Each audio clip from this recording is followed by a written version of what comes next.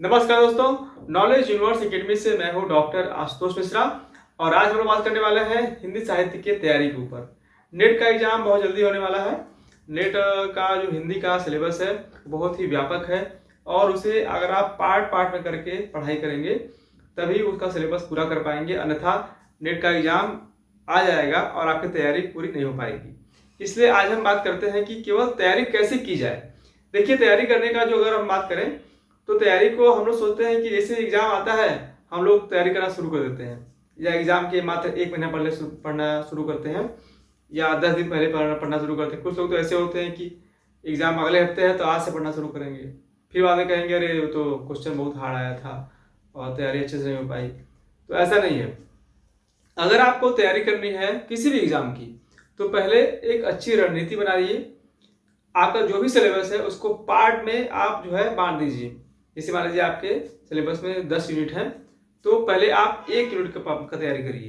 1 unit में भी बहुत सारे टॉपिक होंगे। जैसे मान लीजिए हिंदी साहित्य का तैयारी कर रहे हैं आप तो आदिकाल है, भक्ति काल है, ठीक है, फिर रीतिकाल है, आधुनिक काल है, ठीक है। तो इस प्रकार से आप पहले आदिकाल पढ़ना शुरू कर रहे हैं तो आदिकाल पे जितने सारे क्वेश्चन पूछे गए हैं अब तक, मतलब कि जो भी नेट का एग्जाम अब तक हुआ है और उसमें आदिकाल से के जो है कितने सारे क्वेश्चन पूछे गए हैं और कहाँ से क्वेश्चन आ सकते हैं, पहले आप उसको जो है पूरा करिए। उसके पश्चात भक्ति काल पे आए जो आप आ सकते हैं। भक्ति काल पे सारे कितने सारे क्वेश्चन पूछे गए हैं उसको आप पढ़िए। फिर रीति काल पे आइए, फिर आधुनिक काल पे आइए, ठीक है। उसी प्रकार से अगर हम कवि की बात करें तो पहले जो है कौन से कवि है, मान लीजिए आप तैयारी कर रहे हैं कबीर की, तो कबीर जो है जो उनकी रचनाएं हैं, साखी है, शबद है, रमैनी है, वो उसका समाधान किसने किया था, ठीक है। कबीर पे और भी सारे क्वेश्चन कितने पूछे गए अब तक और कैसे क्वेश्चन पूछे जा सकते हैं, जो क्वेश्चन इंपॉर्टेंट है उसको आप पढ़ने का प्रयास करें। और केवल एक ही बुक पे न रहें। बहुत सारे बच्चों को मैं देखता हूँ कि कमेंट करते हैं आके यहाँ पे कि सर कौन सी बुक ले, कौन सी बुक ले।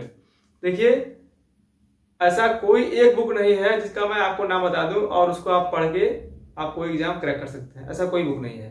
अगर आपको तैयारी करना है, बृहद तैयारी करनी है और एक अच्छा मुकाम हासिल करना है एग्जाम में, क्योंकि देखिए तैयारी बहुत से लोग करते हैं और कुछ लोग जो है तो बहुत पीछे रह जाते हैं, लेकिन कुछ लोग कुछ नंबरों से ही पीछे रह जाते हैं।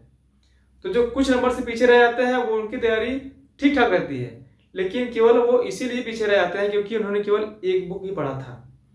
जैसे कि आप सबको बताया जाता होगा कि आप आचार्य रामचंद्र शुक्ल का हिंदी साहित्य का इतिहास ले लीजिए, ठीक है, या फिर विद्या का क्वेश्चन अम्य का आता है, उपकार का आता है, ऐसे जितना भी क्वेश्चन आता है उसको आप ले लीजिए। लोग ऐसे लोग कहते हैं, ऐसा नहीं होना चाहिए।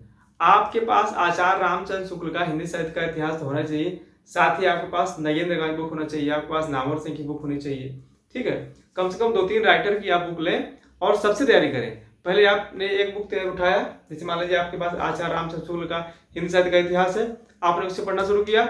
आप उसको 2 बार कम से कम पढ़ लीजिए, एक बार नहीं, मैंने क्या बोला, कम से कम 2 बार। एक बार पढ़ लीजिए, 2 बार पढ़ लीजिए, 3 बार पढ़ लीजिए उसको। अब उसको एक टाइम लिमिट दीजिए कि मुझे ये बुक जो है 1 महीने में खत्म करनी है या फिर 2 महीने में खत्म करनी है, तो उसको आप पढ़ लीजिए 2 बार, मतलब 2 महीने में आपका 2 बार कम से कम हो जाना चाहिए। अब आप अपना मैनेज करिए कि आपको कैसे पढ़ना है कि आप 2 महीने में उस बुक को 2 बार पढ़ लेंगे, ठीक है। और पढ़ने का मतलब केवल उसको बांचना नहीं, कथा नहीं बांचना है, आपको जो उसका तथ्य है वो भी आपको समझ में आना चाहिए। ना पूरा समझ में आ रहा है, कम से कम 40% 50% आपका क्लियर उसमें होना ही चाहिए। उसके बाद आप आ जाइए नगेंद्र की बुक पे।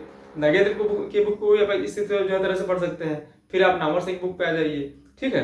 साथ ही बहुत सारे हमारे, मैं ये नहीं कहूँगा कि मेरा ही चैनल आप देखिए, हिंदी साहित्य से संबंधित बहुत सारे चैनल हैं यूट्यूब पे, आपको मिल जाएंगे।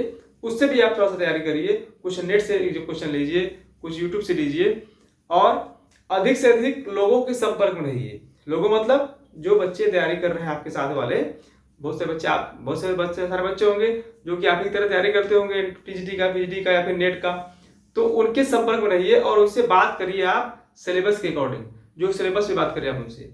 जैसे कि मान लीजिए आपने पढ़ा आदिकाल पे, तो अब आदिकाल पे आप उनसे क्वेश्चन पूछिए, आदिकाल पे वो भी आपसे क्वेश्चन पूछेंगे। आदिकाल पे किसी टॉपिक पे अगर किसी को डाउट है तो उनको फोन करके आप फोन में बात कर सकते हैं। अब देखिए क्या है कि सब लोग अपने अपने घर पे हैं, ठीक है। जरूरी नहीं कि आप डिस्कस करने के लिए, आप आपस में बातचीत करने के लिए एक ही जगह इकट्ठा हो जाए, ऐसा नहीं है।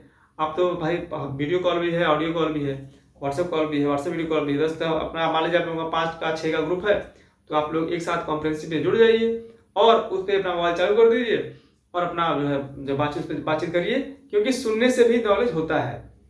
कुछ चीज़ें आपको याद होंगी तो कुछ चीज़ें उनको नहीं पता होंगी, कुछ उनको भी नहीं पता, नया चीज़ पता होगा। तो अगर इस तरह से कुछ आपसे निकल के आएगा, कुछ उनसे आएगा, कुछ उनसे आएगा, तो एक नया कॉन्सेप्ट डेवलप होगा। साथ ही कितनी भी तैयारी आपकी अच्छी हो, एक आध दो क्वेश्चन छूट ही जाता है। तो अगर आप सुने रहेंगे अपने दोस्तों से तो वो वहाँ भी आपके लिए वो चीज़ उपयोगी होगा। तो ये भी आप काम कर सकते हैं। केवल अपने ही मत पढ़िए कि नहीं बस मैं पढ़ूंगा, कोई सामने वाला ना पढ़ने पाए, कोई मेरा दोस्त मुझसे आगे ना निकल पाए। ये बहुत ही संकीर्ण विचारधारा है।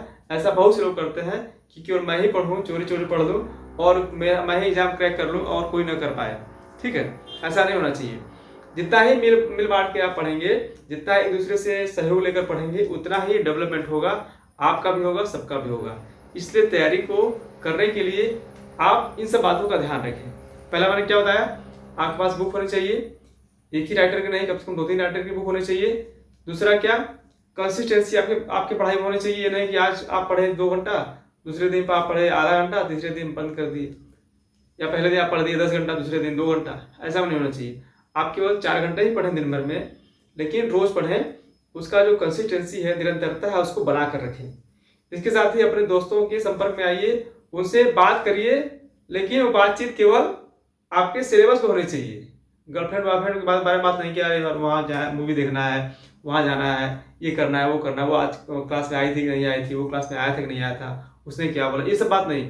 आप अगर बात कर रहे हैं फ़ोन पे, आप अगर कॉन्फ्रेंसिंग कॉल पे जुड़ रहे हैं, तो वहाँ पे केवल सिलेबस पे ही चर्चा होनी चाहिए, उससे इतर कोई चर्चा नहीं होनी चाहिए। अगर आप इन सब चीज़ों का आप ध्यान रखेंगे तो निश्चित रूप से आप एग्जाम, चाहे कोई भी हो, चाहे टीजीटी हो, चाहे पीजीटी हो, चाहे जो है नेट हो, या फिर आपका टेट हो, ठीक है, सुपर टेट हो, कोई भी एग्जाम आप क्रैक कर जाएंगे। तो अगर इन बातों पर आप ध्यान देंगे तो आप निश्चित रूप से सफल हो जाएंगे। इन्हीं बातों के साथ मैं अपने वाणी को विराम देता हूँ। मिलते हैं ऐसे ही नॉलेजफुल कंटेंट के साथ, ऐसे ही चर्चाओं के साथ। तब तक के लिए धन्यवाद।